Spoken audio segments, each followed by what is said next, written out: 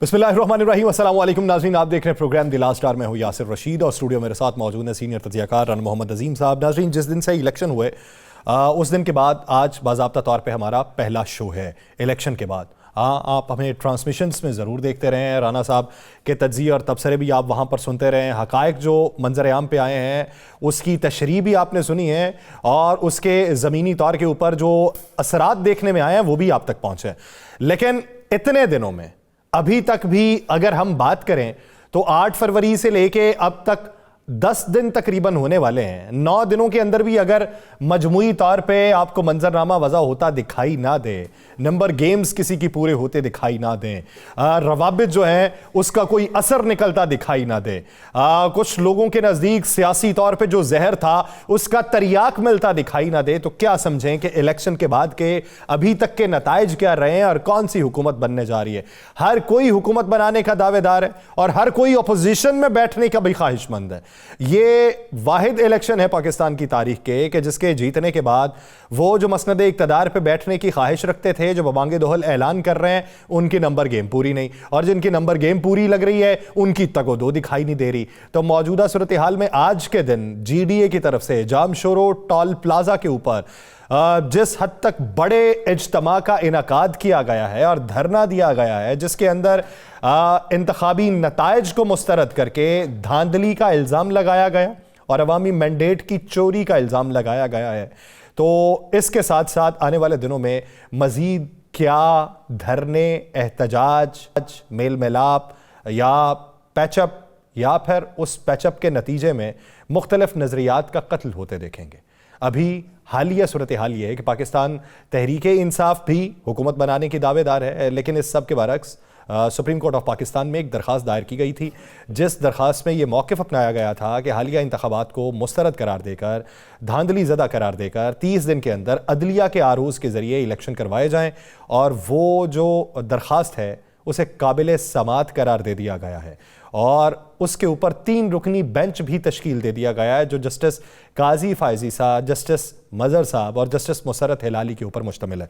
तो आज की जो हैपनिंग है उसी से बात का आगाज़ करते हैं। राना, सबसे पहले आपकी मंशा आज की कि बात का आगाज़ जहाँ से करना चाहें, वो मेल मुलाकातों से करना चाहें, धरने से करना चाहें या मुस्तकबिल के असरात से करना चाहें। बिस्मिल्लाहिर्रहमानिर्रहीम, वस्सलातु वस्सलामु अलैका या सय्यदी या रसूलल्लाह, अस्सलातु वस्सलामु अलैका या सय्यदी या हबीबल्लाह। यासर, पहली बात तो यह है कि हमारे प्रोग्राम को ये एहसास हासिल है कि हमने अपने प्रोग्राम में कहा था ना बिलावल ना नवाज शरीफ दोनों वज़ीर आज़म नहीं होंगे और दोनों ही वज़ीर आज़म नहीं हुए। यहाँ तक कि अखबारात में इश्तिहार छप गया वज़ीर आज़म नवाज शरीफ का, यहाँ तक कि मियाँ साहब ने विक्ट्री स्पीच कर दी, यहाँ तक कि मियाँ साहब को लंदन से लेकर लाहौर तक हर वो सहूलत दी गई जो देनी चाहिए थी। हाँ जी, इसलिए कि जब किसी को आप लेकर आते हैं ना बतौर वज़ीर आज़म बनाने के लिए, फिर ये सारी सहूलतें देना पड़ती हैं।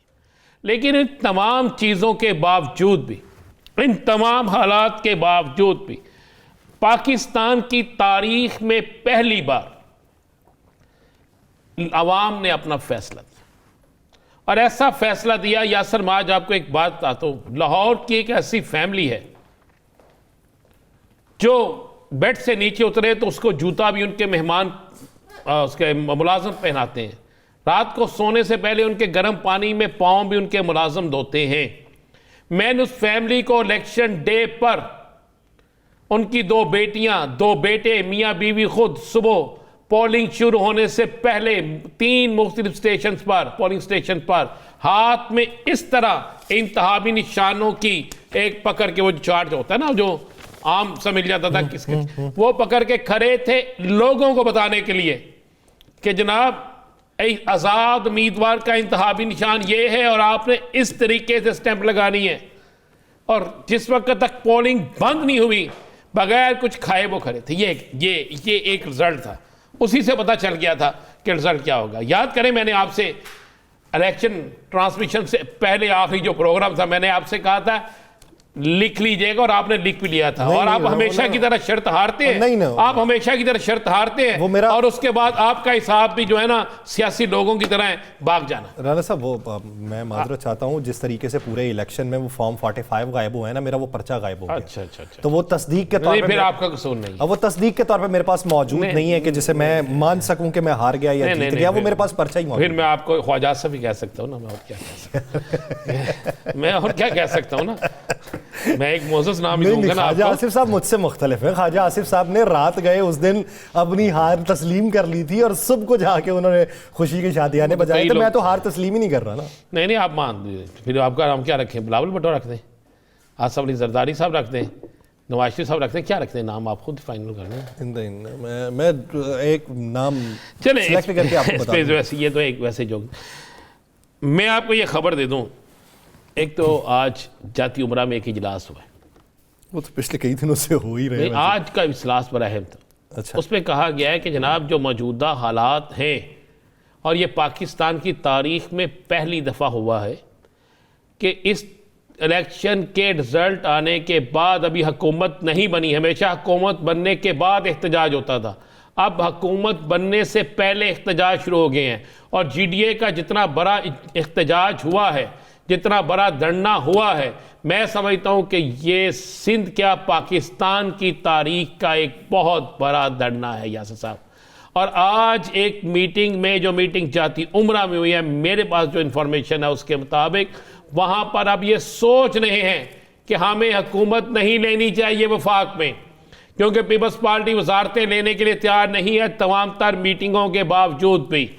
और अगर ये हुकूमत लेते हैं तो मौजूदा जो हालात बन चुके हैं, इस मौजूदा हालात में गैस का बिल बिजली से ज़्यादा है, बिजली का बिल तो है ही तो है, गैस का बिल उससे भी ज़्यादा है। अवाम के लिए आने वाले दिनों में महंगाई का तूफान आने वाला है। आप ज़रा यासर साहब गुलबर्ग में गुरु मांगट रोड पे ज़रा सुई गैस के दफ्तर के बाहर किस टाइम चक्कर लगा के देखें ना, तो आपको ख़वातीन तवील कतारें दिखाई कितारें नहीं, हाली ख़वातीन जो बातें करती हैं, जो बददुआएं देती हैं, झोलियाँ उठा उठा कर, आप सोच नहीं सकते। एक वक्त था लोग कहते थे इस बंदे की 1 लाख तनख्वाह है, बड़ा सुकून से गुजरेगा। अब मुझे 3 लाख सैलरी वाले को एक पूरा महीना सुकून से गुजारते हुए दिखा दें, और जिनकी 25,000 है, 50,000 है, 45,000 है, 70,000 तनख्वाह है, वो किस तरह गुजारा करता होगा? यहाँ तो ये बिल बढ़ दे तो या अब तो मैं इंतज़ार कर रहा हूँ, मैं तो खुदा की कसम दुआ कर रहा हूँ कि मियाँ साहब की हुकूमत बने, मुझे 4 रुपये की रोटी मिले, मुझे मुस्लिम लीग की हुकूमत बने, 4 रुपये की रोटी मिले, मुझे 10 रुपये में सब्ज़ी मिले, मुझे जनाब घी की कीमत वापस आ जाए, जनाब आटे की कीमत वापस आ जाए, जनाब हर चीज़ की कीमत वापस आ जाए, 1 करोड़ नौकरी मिल जाए। और अब तो यार सारे इकट्ठे हैं, 500 800 यूनिट फ्री मिल जाए। तरीके इस्तेकाम पाकिस्तान के 300 यूनिट मुस्लिम लीग नून के, और 200 यूनिट मुस्लिम लीग नून का सॉरी, और 300 यूनिट पीपल्स पार्टी के। मैं अंदाजा लगा ले 800 यूनिट मुझे फ्री मिल जाए यार, और मुझे और क्या चाहिए? और मियां साहब तो वजीर आजम के और उम्मीदवार भाई उनके भाई सके हैं ना, यासर रशीद तो नहीं बन गया। एक तो आपके अंदर से ना वो निकलते नहीं ना, आपको नहीं मशीर लगाना उन्होंने, जितनी मर्जी आप कोशिश कर लें। मेरी बात सुने, मैं ये आपको मैंने छेड़ा नहीं है। हमारे नाजरीन अक्सर मुझे मैसेजेस करके या कमेंट्स के सेक्शन में वो ये कहते हैं कि आप राना साहब को छेड़ते रहते हैं। मैं जवाब उधर देता हूं कि राना साहब के छेड़ जाने वाली उम्र रही नहीं है वैसे, तो ना ही मेरा कभी इस तरह का इरादा होता है कि मैं छेड़ूं। मैं तो एक हकीकत बता रहा हूं कि मियाँ साहब तो दस्तबरदार हो गए हैं वज़ीर आज़म। कौन कहता है? मरियम नवाज किसकी बेटी है? तो वैसे तो शहबाज शरीफ साहब भी भाई हैं, लेकिन मैं यही तो कहना चाह रहा हूँ, मीटिंगें किसकी हो रही हैं? तो यार ठीक है, खामोशी पड़ जाती है बंदे को, बंदा एक दफ़ा परेशान हो जाता है कि जब सारी तैयारी की हो, लाखों रुपए नहीं अरबों रुपए इश्तिहारात पे आपने खर्च कर दिए हो, जब आपको ये पता हो, प्रोटोकॉल आपके लग गए हो, और नारे लगना शुरू हो जाए, सब कुछ हो जाए, और अचानक पता चले कि जनाब भाईजान है तो ताड़ी गलती हो गई सी, शेरवानी खरीदनी लेकिन गल जरी है ना खराब हो गई सी। शेरवानी खरीदनी आप? मैं कह रहा हूँ नहीं, मुझे ज़रूरत ही नहीं है, मुझे ज़रूरत ही नहीं है। सस्ते दामों मिल जाए। नहीं नहीं नहीं नहीं, अब वो शेरवानी सुना है मैंने कि गुस्से में फाड़ दी गई है। अच्छा, हाँ, पता ना मैं पावांगा ना पान दिया। तो आप मुझे बताएं, इन हालात में यासर साहब, इन हालात में आपने किसको नहीं पता? चलें मुझे कोई दुनिया का एक बंदा बता दें जिसको इस बात का इल्म नहीं है कि कौन हारा है कौन जीता हुआ। कोई एक बंदा है ऐसा? कोई एक बंदा? गली के बच्चे से पूछे ना, बच्चे से आप घर जाके बच्चे से पूछें कि क्या बात है। मैं आपको मज़े वाली बात बताता हूँ, मैं जेन्युइन कह रहा हूँ। वो मेरी भतीजी है, अशरफ मजीद साहब की बेटी है नौशे, छोटी सी है, बिल्कुल छोटी सी। तो मैंने पूछा नौशे बेटा कौन जीता है? तो कहती है अंकल जीता इमरान खान थे और ये सब वोट चोरी करके लेके लेकिन पकड़े जाएंगे, वो इस तरह कहती है। तो जब बच्चों को भी भैया पता है, बड़ों को भी ये पता है, तो फिर कितनी देर करेंगे? देखें आज इस्लामाबाद मैरियट होटल में जो फार्म 45 है, मैं तो कहता हूँ अगर फार्म 45 उन्होंने जाली रखे हुए हैं मुस्लिम लीग नून के बकौल, तो फिर तो उन पर सख्त तरीन मुकदमा होना चाहिए। और अगर वो असल है तो फिर फार्म 47 जिसने जारी किया उस पर क्या होना चाहिए? फिर जो जाली जीत गए हैं उन पर क्या होना चाहिए? ये दोनों चीज़ें देखें, मुझे यकीन है पाकिस्तान की अजीम अदलिया पर कि अगर एक सियासी जमात के इंतहाबी निशान के हवाले से 16 अफराद की दरखास्त आने पर सख्त एक्शन हो सकता है, तो ये तो अब 16 करोड़ से भी ज़्यादा लोगों की डिमांड है, तो इस पे तो ज़रूर होना चाहिए। पता लगना चाहिए कि झूठा कौन है सच्चा कौन, ये सामने आ जाना चाहिए सारा कुछ।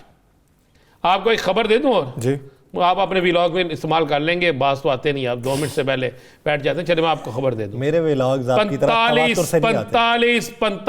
45 ऐसे प्रेजेंटिंग ऑफिसर के वीडियो बयान आ चुके हैं जो किसी भी स्टेज पर सामने आ जाएंगे, जो बता रहे हैं कि जनाब कितने वोट पड़े थे और उसके बाद हमारे साथ क्या हुआ। अच्छा राणा साहब, ये जो तब्दील हुए हैं, यानी यार एक मुझे एक और तो बताएं, ये क्या? तब्दील हो कि उसको छोड़े, वो यार कभी ये फौरी तौर पर पहले लाहौर वाला मियाँ साहब के हल्के का आरओ तब्दील हो गया, तबीयत खराब हो गई ना। अब सुना है मानसेरे वाला भी कोई ऐसा हो गया। इतलात तो थी, अब कल से चल रही हैं ये खबर। हाँ तो यार मुझे एक बात बताएं, ये आरओ बीमार हो जाते हैं सियासत? वो जहाँ पे वोट ज़्यादा पड़ जाए ना तो फिर गिनती में बीमार हो जाते हैं। अल्लाह भला करे, अल्लाह भला करे। यासर साहब आपके दिल पर छुरियां तो चलती होंगी ना, क्योंकि आपकी तो बड़ी तमन्ना थी, आपके बड़ी तमन्ना थी कि मियाँ साहब आपके वज़ीर आज़म बन जाएं, बड़ी खुशियाँ थी। एक शेरवानी उधर थी, एक शेरवानी आपके पास थी, लेकिन यार बात यह है कि वज़ीर आज़म बनो अवाम के। मैं तो इस वक्त अच्छा ये तो राणा साहब बताए ना कि मिसाल के तौर पे इस तरह की भी खबरें थीं। आज तारड़ साहब और मरियम औरंगज़ेब साहिबा ने बड़ी धुआंधार प्रेस कॉन्फ्रेंस की है, लेकिन वो खबरें ये भी थीं कि 3 अगर पोलिंग एजेंट्स हैं ना मुख्तलिफ पार्टीज़ के, उनके पास फॉर्म 45 है और प्रिजाइडिंग ऑफिसर के पास भी फॉर्म 45 है। वो 3 का मुमासलत रखता है, लेकिन प्रिजाइडिंग ऑफिसर वाला मुख्तलिफ है। वो इसलिए मुख्तलिफ है, मैं आपको बताता हूँ हजूर, उसका जब जाके आप बाद में तैयार करवाएंगे ना, मैं आपको तो ये कागज़ है, ये कागज़ है, ये समझ लें फार्म 45 है, ठीक है, इस पे एक अंगूठा भी लगना है, दोनों साइन भी होने, 2 लोगों के अंगूठे। चले जाके किसी इंटरनेशनल फर्म से उसको जाके चेक करा लें, अगर पहले उसने अंगूठा और साइन गलत किए हैं तो फिर भी वो जुर्मदार है, अगर बाद में किया फिर भी जुर्मदार है। भाई दोनों सूरतों में है ना यासर साहब। अच्छा वो क्लेम जो तहरीक लब्बैक पाकिस्तान ने किया, गालिबन साद रिजवी साहब ने किया कि हमारे पास तमाम हलकों के फॉर्म 45 मौजूद हैं, तो ये सवाल अता तारड़ साहब से किया गया, तो आप इसका जवाब सही से दे सकते हैं। वो कहते हैं अता तारड़ साहब की मिसाल के तौर पे एक हलके में 337 पोलिंग स्टेशन हैं, तो हमारे हर पोलिंग स्टेशन के ऊपर पोलिंग एजेंट मौजूद थे, तो उनके पोलिंग एजेंट हर पोलिंग स्टेशन पे नहीं हो सकता। चलो मान लें, ये भी मान लें, मैं कह रहा हूँ ये भी बात मान लें, चलें जितने उनके पास हैं अगर उनके मुताबिक वो जीत रहे हैं तो आप उसको तो इकरार करें ना। रात को हू का आलम मॉडल टाउन में क्यों हो गया था? मॉडल टाउन से रात को तमाम मुस्लिम लीग नून के रहनुमा बगैर टॉक किए क्यों चले गए थे? मुस्लिम लीग नून के पाकिस्तान भर में दफातर बंद क्यों हो गए थे? क्या कभी इलेक्शन में ऐसा होता है? वो तो जुलूस निकलते हैं, जय आतिशबाजी होती है, सारा कुछ होता है, क्यों हो गए थे ये?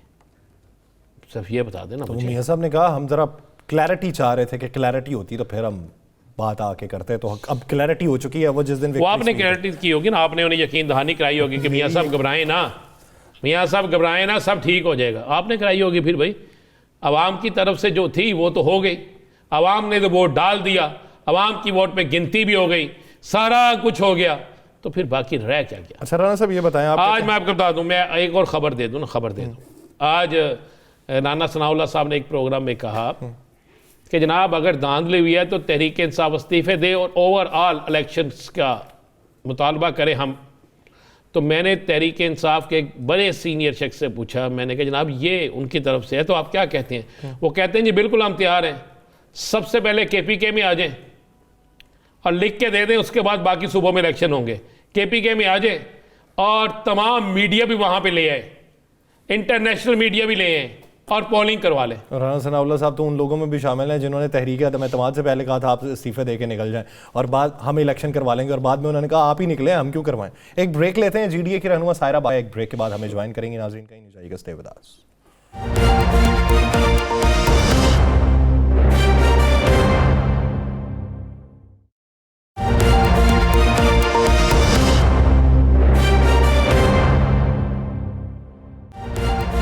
ब्रेक के बाद खुशामदीद नाज़रीन। आज ग्रैंड डेमोक्रेटिक अलायंस ने सिंध के अंदर जामशुरो टॉल प्लाजे के ऊपर धरने का ऐलान किया और इब्तदाई तौर पर सुबह जब प्रेस कॉन्फ्रेंसेस हो रही थी और उसके बाद मंजरनामा जब वज़ा हुआ, कैमरे का जो फ्रेम खुला है और आवाम का जमे गफ़ीर जो देखा गया, ये सिंध के अंदर जो हुक्मरान जमात बनने की दावेदार है, ये सबसे पहले तो उसके लिए बहुत बड़ी परेशानी है कि सिंध के अंदर अगर वो अपनी अक्सरियत समझते हैं तो इतना बड़ा एहतजाज और तमाम जमातें हैं जिसके अंदर पाकिस्तान तहरीक इंसाफ भी, जमीयत उलमा इस्लाम फे भी, सिंध की मकामी जमातें भी, ग्रैंड डेमोक्रेटिक अलायंस और उसके अंदर जमातें, पीर पगारा साहब का खुद आके खिताब करना, हालांकि पीर पगारा साहब तो इलेक्शन के अंदर दिखाई नहीं दिए और उन्होंने कोई जलसा नहीं किया, और आज इधर आके उन्होंने जिस तरीके से तकरीर की और जिस तरीके से पैगाम दिया, जमात इस्लामी भी उस धरने के अंदर मौजूद थी और जमीयत उलमा इस्लाम फे के राशिद सोमरो साहब का ये कह देना कि हम सिंध असम्बली के अंदर जाके किसी रुकन को हलफ नहीं उठाने देंगे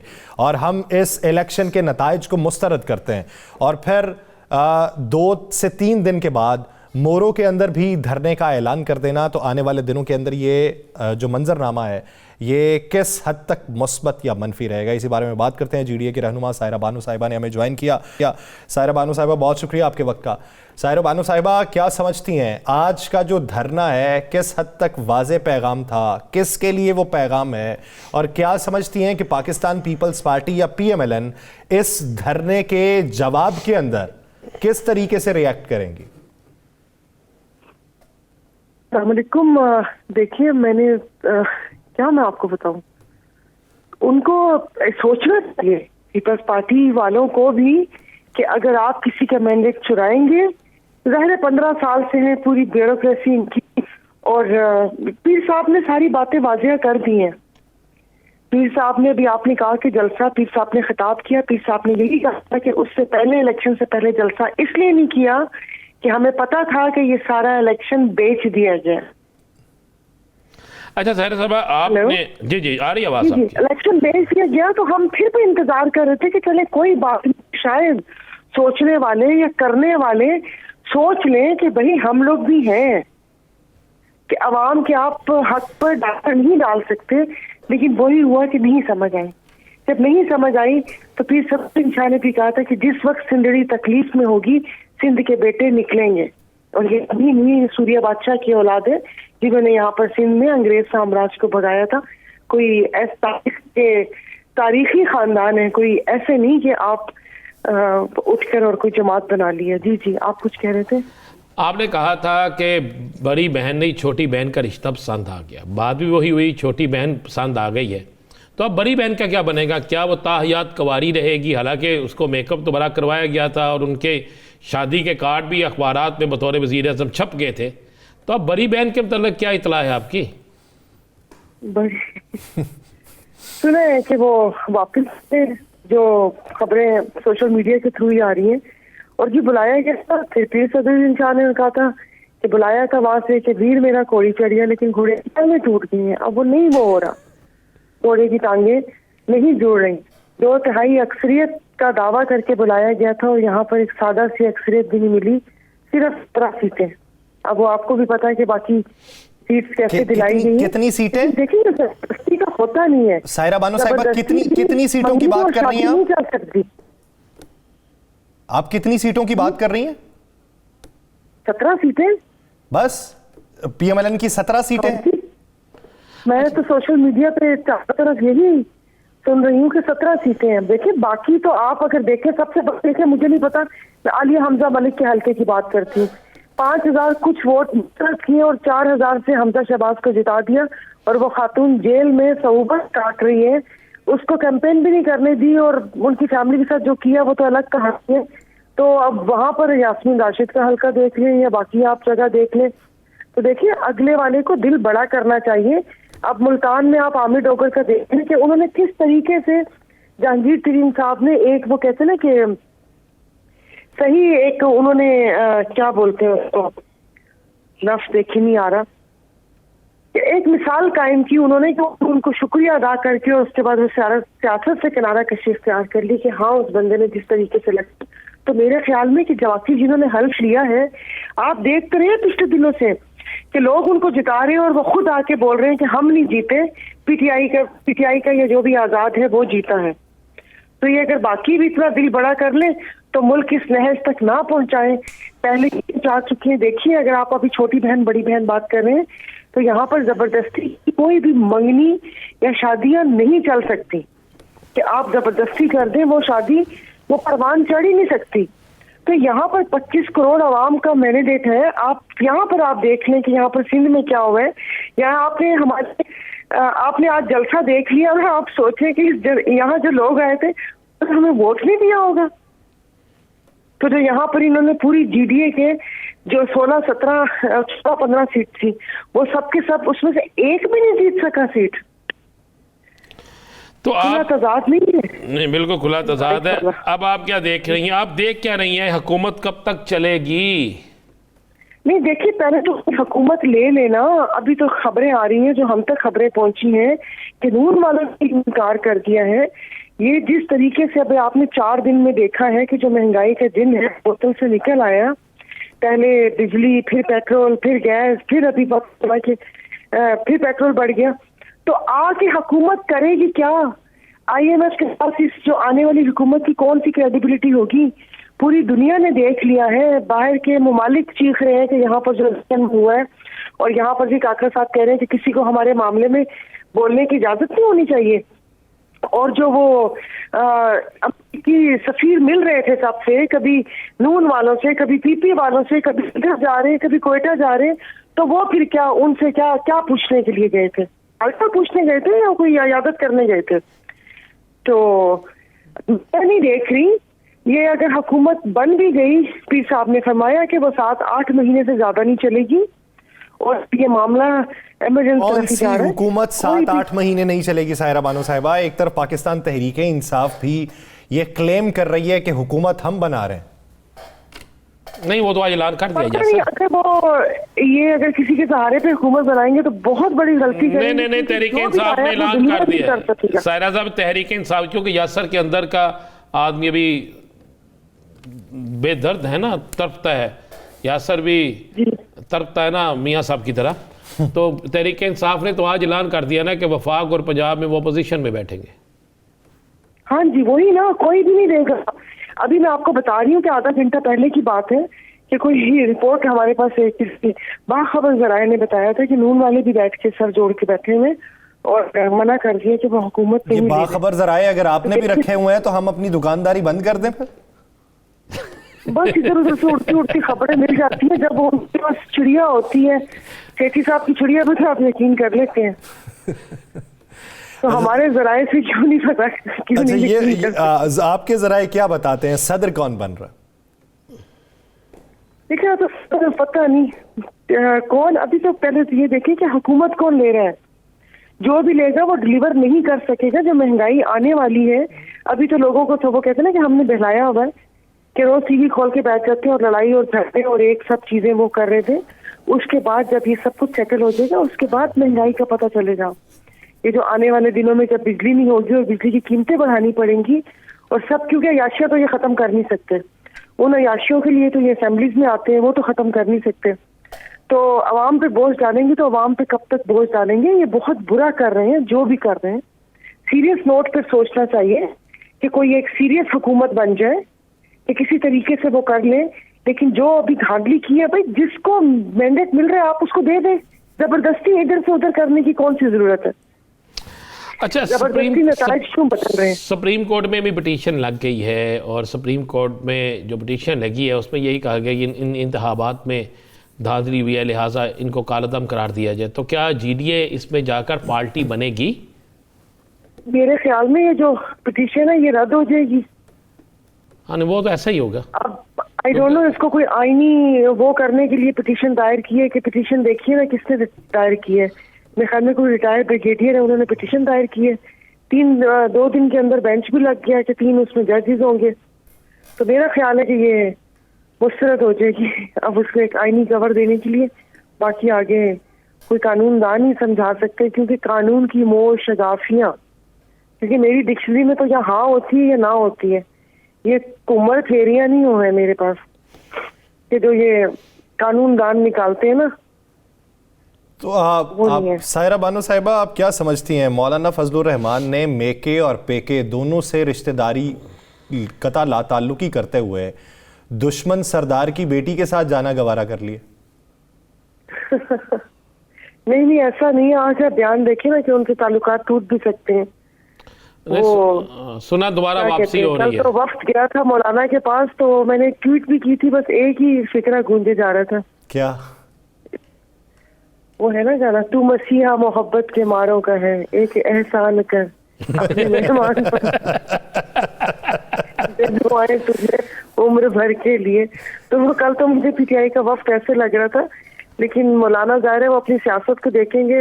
यहाँ पर अब मोहब्बतें और रिश्तेदारियों तो नहीं चलती। देखिए क्या होता है, दूसरी तरफ से क्या ऑफर होता है, इधर से क्या होता है। अच्छा, आप लोगों के एहतजाज का दूसरा मरहला शुरू होने वाला है। क्या तीसरा मरहला जो सोमरू साहब ने कहा है कि हम असम्बली के बाहर धरना देंगे, क्या वो भी होगा या उस तक नौबत नहीं पहुंचेगी? मेरे ख्याल में उस तक तो नहीं पहुंचनी चाहिए। कोई थोड़े बंदे को ज़र्फ का मुजाहरा करना चाहिए, और जिनको जबरदस्ती धांधली से जितवाया गया है, ये बैठ के सोचना चाहिए ये ऐसा हो नहीं सकता। तो देखिए क्या होता है। उस तरफ भी धरना है मेरे ख्याल में। आगे 3 दिन बाद नौशहर फिरोज धरना है, वो जतोई साहब वगैरह वो देंगे, और मतलब हम लोग भी होंगे। फिर देखिए इसका क्या होता है। समझने वाले सुनने वाले सुनते हैं या नहीं सुनते। मुल्क को ऐसे ही हंगामों की नजर करना है तो सोचना पड़ेगा। देखिए हम अपने हिस्से का काम, अपने हिस्से की शमع जलाएंगे और आवाज उठाएंगे और बताएंगे कि यहाँ पर सिंध में हम लोग भी हैं। अच्छा सायरा बानो साहिबा, ये बताइए कि ये तमाम तर मामलात जो हैं ये अवामी मैदान में ही रखे जाएंगे या इसके साथ साथ जो लीगल फार्म्स हैं उसके ऊपर भी ये जंग लड़ी जाएगी? देखिए लीगल मैं सदके जावा बड़ी इतने कानून की बालादस्ती है जो तुम मैंने कह रहे हो कि लीगल जंग लड़ना है ना। फॉर्म 45 पे वाडा साहब ने बोला है कि बैठ के छोले खाएं, नेशनल टीवी पे बैठ के बोला है, और आपको भी पता है कि उनको भी खबरें कहाँ आती हैं, वहां पे बैठ के चने खाएं। और उसके बाद अगर हम रिकाउंटिंग की बात करें तो अब तक तो डब्बे भर चुके होंगे। बिल्कुल ऐसा ही होता है। और बाकी फॉर्म्स की बात करें तो वो भी पूरा पक्का काम हो गया होगा। तो मुझे बताएं कि ये तो आप और मुझे पता है बात चीजें ऐसे होती हैं। और आपको मैं सच बताऊं, इस एहतजाज पे अवाम ने उकसाया। मैं आपको सच बता रही हूँ। शायद हम लोग फिर चुप कर जाते मुल्क के वसी तर मफाद में, लेकिन मैं आपको बता नहीं सकती कि मैं वहां से आई हूँ। मेरे घर के बाहर लोग आए थे कि एहतजाज करना है, हमारे वोट कहाँ गए। मैं आपको सच बता रही हूँ, ये मंशा अवाम की थी, ये अवाम निकली है। वो तंग आ चुके हैं, आप मुझे बताएं, तंग आ चुके हैं। हेल्थ आप देख रहे हैं, क्या कहते हैं, यहाँ पर MD कैट का पेपर हो तो सबको ये पता है कि वो बिकेगा और वो उसमें पास हो जाएंगे। अभी तो आए भी नहीं, और इन्होंने वो जो सिंध कमीशन के एग्जाम है वो 1-1 करोड़ में नौकरियां भी दे दी हैं। बाखुदा मैं आपको 2000% पक्की खबर दे रही हूँ कि वो नौकरियां 1-1 करोड़ में बिक भी चुकी हैं। तो मुझे बताएं जो नहीं दे सकता। देखिए सायरा बानो साहबा, आइंदा जो मुल्क के हालात है, हम सबको मुल्क के हालात की तरफ तो देखना है। सबसे पहले तो ये पाकिस्तान है, उसके बाद कोई और चीज़ है। पाकिस्तान से भर के कोई नहीं। और पाकिस्तान के अंदर जब तक सियासी इस्तेहकाम नहीं होगा, मौशी इस्तेहकाम नहीं होगा। तो इसके लिए आप क्या हाल सोचती हैं? हमारे पास क्या हाल है? जी। हाँ, आपकी राय क्या है? देखिए, सियासी इस्तेहकाम आता है तो मौशी इस्तेहकाम आता है। जब आपस की खाना जंगी मुल्क में चल रही हो तो आपको पता है कि हमारे जो खारजी मामलात हैं और वो भी उससे मुतासिर होते हैं। तो हल है जी एक मजबूत गवर्नमेंट जिसमें लोगों को तहफ्फुज़ात ना हो। 5 साल ये रोना ना चलता पड़े कि हमारे साथ धांधली हुई, हमारे साथ धांधली हुई है। और ये जो हॉर्स ट्रेडिंग होती है, ये जो बंद कमरों में बैठ गोलियां लगती हैं और इसकी हुकूमत गिरा दो, उसकी हुकूमत क्या हो, ये सीरियसली सोचना पड़ेगा। या तो मुझे फिर आप काट देंगे प्रोग्राम, नहीं तो भाई किसी और की मुद्दत नाल नाल तुसी असेंबली की मुद्दत भी 3 साल कर दो, ताकि ना ढोला होसी तो ना रोला होसी।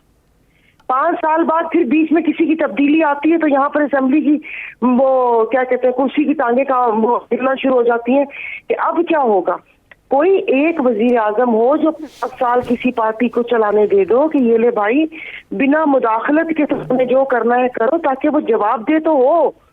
यहाँ पर आप 2.5 साल बाद 3 साल बाद कोई डिलीवर नहीं करता, आप हुकूमतें गिरा देते हैं। कोई भी हुकूमत नहीं चली, कौन सी चली है, कौन से आजम ने 5 साल पूरे किए। अच्छा तो फिर मौशी इस्तेहकाम। सायरा साहबा, मियाँ साहब, बड़े मियाँ साहब तैयारी से आए थे वज़ीर आज़म बनने के लिए और पूरी तैयारी थी, हर चीज़ तैयार थी। अचानक से चले जो भी हो गया, जैसा भी हो गया, फिर भी रिज़ल्ट उनके हक़ में आ गया, उनकी कंबाइन सबके मिलके सीटें इतनी हो गई। इसके बावजूद भी मियाँ साहब क्यों नहीं वज़ीर आज़म के लिए आए? ये उनकी ख्वाहिश थी। वो 3 दफा के वज़ीर आज़म रह चुके हैं, वो पॉलिसीज भी उन्होंने बनाई है। जाहिर है अब वो एक तो आते जो उनकी जमात में जो एक बयानिया था उनका वोट को इज्जत हो, एक तो वो तबाह हो गया। फिर आपने देखा होगा कि जलसे में जब मियाँ साहब ने एहतसाब की बात की तो सबने उनको चुप करवा दिया कि एहतसाब की बात ना करो। तीसरी ताबूत में कील ठोंकी कि साड़ी गाल हो गई है। ये बयानिए ऐसे थे तो वो अब मुझे नहीं पता कि वो मियाँ साहब एक स्ट्रॉन्ग गवर्नमेंट चाहते होंगे, जो मैं समझती हूँ। लेकिन सायरा बानो साहिबा, एक उर्फ़े आम में एक सवाल ये बनता है कि जब तमाम सियासी जमातें ये समझती हैं कि मियाँ साहब को लाने के लिए दूसरी जमातों को स्नब किया गया या फिर वोट जो है वो रिकाउंटिंग में तब्दील कर दिए गए, तो जब प्लान ये था, स्क्रिप्ट ये था, तो फिर मियाँ साहब वज़ीर आज़म तो है नहीं, तो वो बयानिया फिर किस हद तक टिकता है? तो देखिए, सारी बातें तो पूरी नहीं होती ना। आधा मिनट है तो तांग बताती हूँ। तांग ससी दे दिल विच आई कि मैं केच दी मलका थी सा, पुनल मेरा सुल्तान थी सी, उदे नाल तखत ते बासा, ए खबर नहीं ससी को कि थल दे विच दफनी सा। सोचा तो ससी ने भी बहुत था कि मैं केच की मलका बनूंगी, फूलों में तुलवी सा। तो बातें जब नहीं होती, देखिए एक प्लान इंसान बनाता है और एक प्लान पैरेलल चल रहा होता है। अब मुल्क में कोई दुआ करने वाले भी तो होंगे ना, साथ नहीं बैठे हुए ना, बहुत अच्छा। किसी की तो दुआएं काम आई होंगी। अच्छा, और बाकी अगर ये कि बाकी किसी पार्टी ने तो सपोर्ट नहीं किया, पीपल्स पार्टी ने सपोर्ट किया। पीपल्स पार्टी तो जनाजा कब्रिस्तान ही पहुंचाना चाहती है। उसने तो कंधे किए हुए कि मैं इसको पूरा दफना कर ही आएंगे। वो समझ नहीं रहे कि पीपल्स पार्टी उसके साथ कर क्या रही है। अबे अजलों के अच्छा, मुझे आखिरी सवाल का जवाब दीजिएगा। मुझे ये कहा जा रहा था कि पाकिस्तान में इन्वेस्टमेंट और पाकिस्तान के पूरी दुनिया से ताल्लुकात बेहतरीन हो जाएंगे अगर मियाँ साहब आएंगे। अब मियाँ साहब तो नहीं है, छोटे मियाँ साहब हैं। तो अब वही 17 माह की हुकूमत। छोटे मियाँ साहब तो पुल भी नहीं बना सकते ना, IMF का कर्जा भी नहीं ले सकते। ग्रीन इनिशिएटिव भी 12 का पुल हो गए, IMF का वो हो जाए। बाकी इन्वेस्टमेंट यहाँ पर आके इन्वेस्ट करेगा क्या, किस चीज में करेगा, मुझे तो सच्ची दस दो प्लीज। की लेना है इत्थों, मूलियां लेके जानी है, गाजरा लेके जानी है, की लेके जाना है? साढ़े कोल है की? पोर्ट हमने दे दिए, एयरपोर्ट लेने तो ले लो, PIA बंद करके किसी दूसरी एयरलाइन को चलाना है, तो यही इन्वेस्टमेंट रह गई है। बाकी और तो कुछ नहीं रह गया। और क्या रह गया? मुझे तो नहीं समझ आ रही कि हमारे पास कुछ है और कोई इन्वेस्टमेंट बाकी नहीं। जिसने इसकी बुनियाद के ऊपर जिसने जो लेना है वो ले ले। मियाँ शहबाज शरीफ साहब के नाम के ऊपर या उनकी तरफ से कोई भी कर्ज नहीं मिलने वाला। बहुत शुक्रिया सायरा बानो साहिबा अपना वक्त देने के लिए। नाज़रीन, दीगर इश्यूज़ पे बात करेंगे एक शॉर्ट ब्रेक के बाद, कहीं नहीं जाएगा। Stay with us.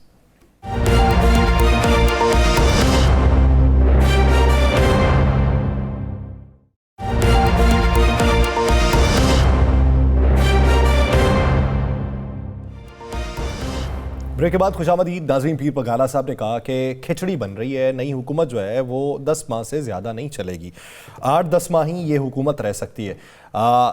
इस हुकूमत के बारे में जब इब्तदाई तौर पे नताइज आए और नताइज आने के बाद फिर सुबह जो नताइज आए उसके बाद जब विक्ट्री स्पीच हुई तो तब कहने वाले ये कह रहे थे कि 18 माह ये हुकूमत चलेगी। वो दौरानिया कम होता होता 10 माह तक बातें होना शुरू हो गई हैं।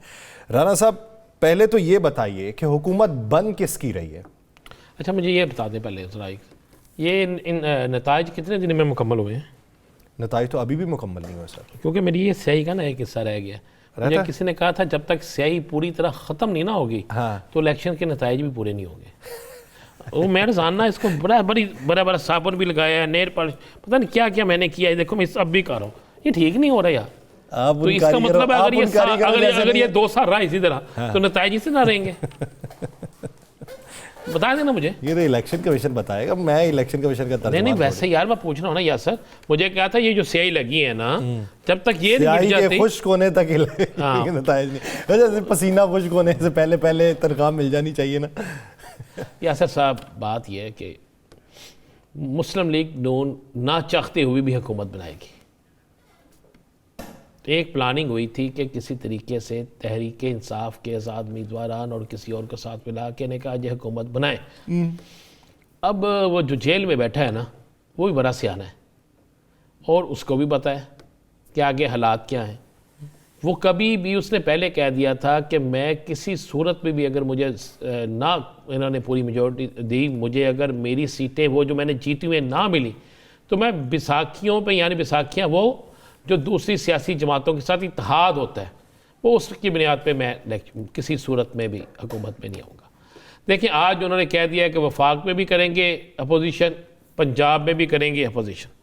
अब वफाक और पंजाब में अपोजिशन हो गई है शुरू। अब इस वफाक और पंजाब की शुरू होने वाली अपोजिशन के बाद अब लगेगा पता दोनों तरफ से। देखें, बड़ी अपोजिशन करना भी बड़ा मज़ा है और हुकूमत करने का भी मज़ा है। अब मियाँ साहब जो वादे, जो दिलासे, जो चीज़ें लेकर आए, देखिए मुस्लिम लीग नून के पास एक बम था यासर। कौन सा? वो बम था मियाँ मोहम्मद नवाज शरीफ। कि मियाँ साहब आएंगे, उनके नाम पर वोट आएगा, उनके नाम पर लोग आएंगे, वो आकर सारा कुछ करेंगे। मियाँ साहब आए, मियाँ साहब के आने से एक ऐसा तासुर दिया गया कि वो फाइनल हो चुके हैं, यही तासुर दिया गया ना, हर चीज़ इस तरह चली। फिर उसके बाद हुआ क्या कि सारी चीज़ों के बाद मियाँ साहब अब वज़ीर आज़म नहीं है, ये ऐलान भी हो गया।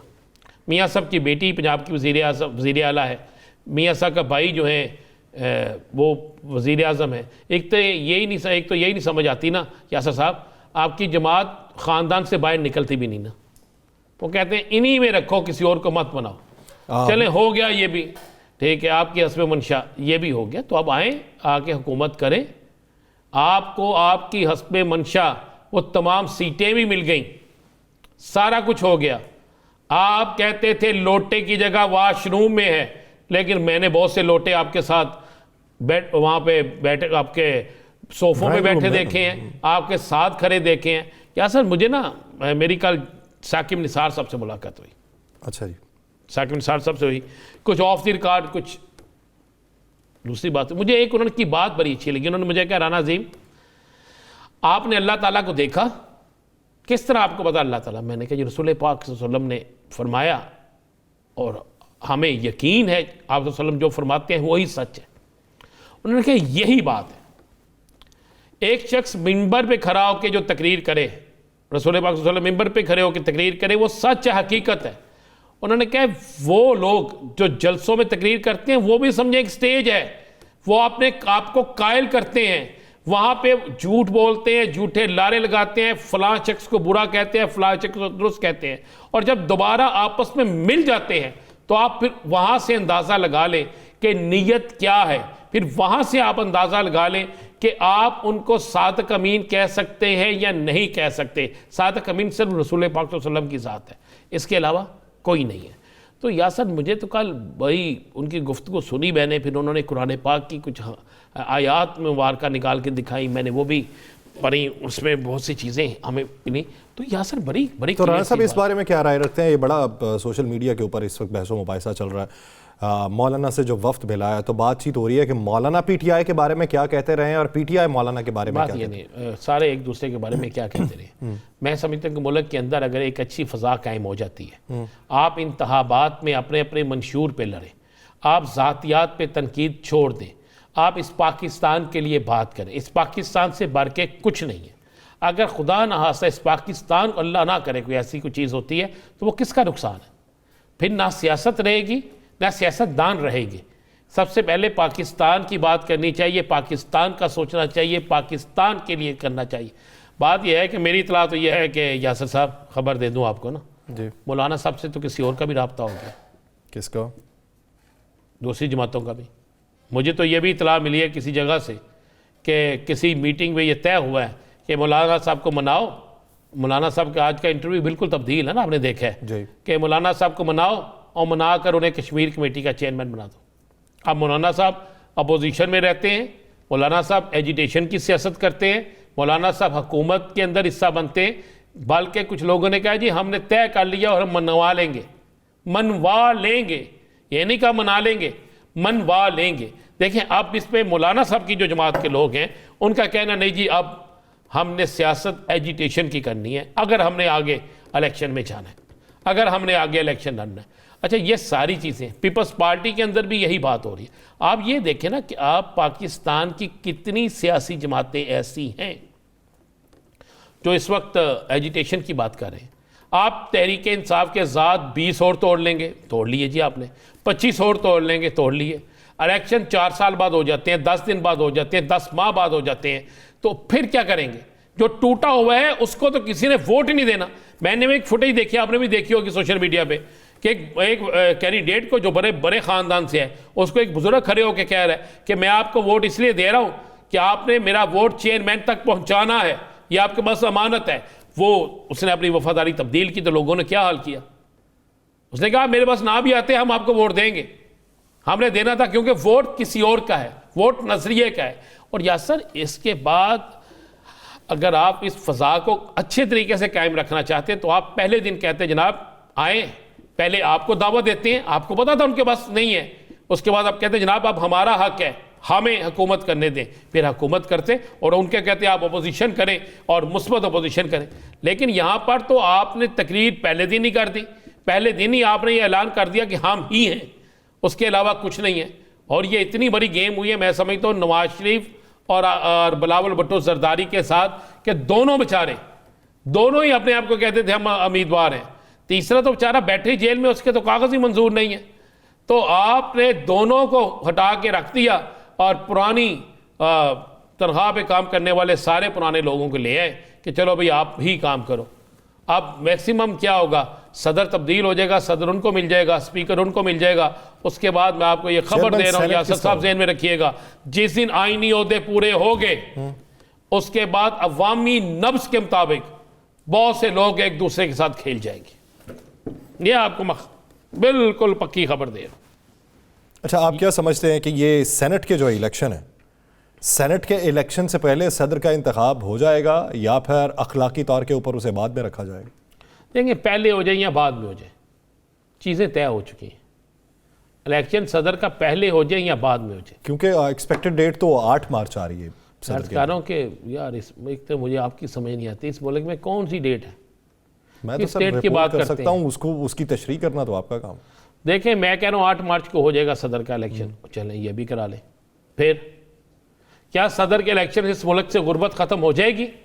क्या सियासी इख्तलाफात ख़त्म हो जाएंगे? क्या सियासी पुख्तगी आ जाएगी? क्या सियासी जो इस्तेहकाम है वो आ जाएगा? क्या मुआशी इस्तेहकाम आ जाएगा? क्या गरीब को रोटी मिल जाएगी? क्या अमीर जो है उसे उससे टैक्स वसूली शुरू हो जाएगी? ये तो मुझे बता देना। मैंने आज मैंने एक बैंक के अंदर गया, मैंने खुदा की कसम लोगों को वहाँ पे आज आखिरी तारीख थी गैस के बिल जमा कराने की, मैंने इतनी लंबी कतार देखी और मैंने फिर लोगों को वहाँ पर रोते हुए देखा। कितना बड़ा टैक्स लोगों को बिल था? 60,000, 35,000, 30,000, 20,000, 25,000। और उनकी मैंने पूछा, कईयों से पूछा कि आप, उसने कहा जी मेरा 3 मरले का घर है। किसी ने कहा मेरा 5 मरले का घर है, किसी ने कहा मेरा 1.5 मरले का घर है। क्या करेंगे आप? क्या ये सारा कुछ चेंज करने से हालात भी चेंज होंगे? असल बात तो ये है, अगर हालात चेंज नहीं होंगे, हालात उस वक्त चेंज होंगे जब आप ईवान इक़्तिदार में अवामी नुमाइंदों को, जिनको अवाम ने मुंतखब किया, उनको ले आने दें, उनकी हुकूमत बनने दें, उनको अवाम के आगे जवाबदेह होने दें। जब आप वो शख्स जिसको अवाम मुंतखब ही नहीं करती और पता चलता है कि जनाब वो जीत गया, ये मैं ही नहीं कह रहा, मौलाना फजल रहमान साहब ने क्या कहा कि महमूद अचकज़ई के मुकाबले में जो बैठ गया शख्स, उसे सोए हुए को उठा दिया। हाफिज नईम साहब ने क्या कहा, आपने सुना है ना जी। इसी तरह और मसलन और तो और नूरुल हसन तनवीर जो मुस्लिम लीग नून के हैं, जहाँ पे मियाँ साहब ने जिनका हाथ पकड़ के कहा था ये मेरे बड़े करीबी साथी हैं, आपने उनकी वीडियो देखी है ना? आपके तो हरूनाबाद के हैं ना यासर साहब, फोटाबाज के। उन्होंने क्या कहा? उन्होंने कहा यार यहाँ मैं जीता हूँ या तहरीक इंसाफ के वो जीते हैं शौकत बसरा, तो जनाब ये तीसरा किधर से आ गया? मुझे बताएं, ये एक नहीं है, अलीम शाह नून लीग का है, डेरा गाजी खां से, उसने क्या कहा? आप 1 2 3 4 5 6 7 सब करें। आज दावा किया गया कि फार्म 45 जो तहरीक इंसाफ के लोगों के पास हैं ये जाली हैं। ओके, फिर इसका फ्रांसिक कराएं और फ्रांसिक के किसी ऐसी लैब से कराएं जिस पर किसी को इतराज़ ही ना हो। और मैं समझता हूं कि इस मामले को सुप्रीम कोर्ट को चाहिए, हमारी मोअज़्ज़ज़ अदलिया को चाहिए कि फौरी तौर पर इसको हैंडल करें ताकि मुल्क का इस्तेहकाम जो है वो आ सके, और वो कर सकते हैं। और चेक करें, ये इसमें तो टाइम लगना ही नहीं यासर साहब। 47 फार्म की कोई अहमियत नहीं, 49 की भी अहमियत नहीं, असल फार्म ही 45 होता है। और आप जारी उस वक्त करते हैं जब आप उस पोलिंग स्टेशन के अंदर रिजल्ट बनाते हैं, अंगूठा लगाते हैं, फिर आप वहां पे जो मौजूद होते हैं, ये जो कहा जाता है ना कि जी एक हल्के में 30 कैंडिडेट थे, भाई 30 की बजाय 100 कैंडिडेट भी हो, आपने देखना है कि कौन कौन सा पोलिंग एजेंट अंदर बैठा हुआ है। जिसका पोलिंग एजेंट बैठा हुआ है उसको दे दें, उसी को देंगे ना आप। जिसका पोलिंग एजेंट नहीं है उसके घर तो नहीं जाएंगे आप। उसके बाद आपका कानून है, रूल है कि आपने पोलिंग स्टेशन के बाहर फार्म 25 लगाना है। मुझे पाकिस्तान के कितने पोलिंग स्टेशन हैं जिनके बाहर फार्म 45 लगा है? आपके पास कोई तस्वीर आई है ऐसी? नहीं। तो फिर यार जो चीज़ें मशकूक हैं उनको तो मशकूक ही कहा जाएगा। ये सबसे बड़ा 2 नंबरी होती है कि जब आप दोबारा वोटों की गिनती कर लें, वो पता नहीं कहाँ कहाँ डब्बे पड़े होते हैं, कौन सी स्टैंप, कौन सी चीज़ें, छोड़ दे यार, ये सारा इसी तरह चलता है। अब मीडिया पे तनकीद हो रही है दारादार के, मीडिया ने जनाब पहले रिजल्ट देने शुरू कर दिए। मुझे एक बात बताइए, एक रिपोर्टर खड़ा है एक पोलिंग स्टेशन पे, वहाँ से रिजल्ट बाहर आता है, फार्म 45 बाहर आता है, उसके मुताबिक वो रिजल्ट देता है। एक टीवी चैनल भी, मैं चैलेंज से कहता हूं साहब, ये रिजल्ट इस तरह नहीं, ये रिजल्ट ज़्यादातर जो टीवी चैनल्स को मौसूल होते रहे ना, तो फ़ाल इंतखाबी दफ्तर से होते रहे, और फ़ाल इंतखाबी दफ्तर सिर्फ और सिर्फ पाकिस्तान मुस्लिम लीग नून का था। ये इब्तदाई तौर पे फॉर्म 45 जो मौसूल होते रहे, ये ना तो TLP ने दिए ना आज़ाद उम्मीदवारों ने दिए, वो फ़ाल इंतखाबी दफ्तर से आया हुआ है, तो वो तो नून लीग का ही था। लेकिन उनको पता नहीं था ना कि अगों यही होना है। वो तो समझे साड़ी गल हो गई है।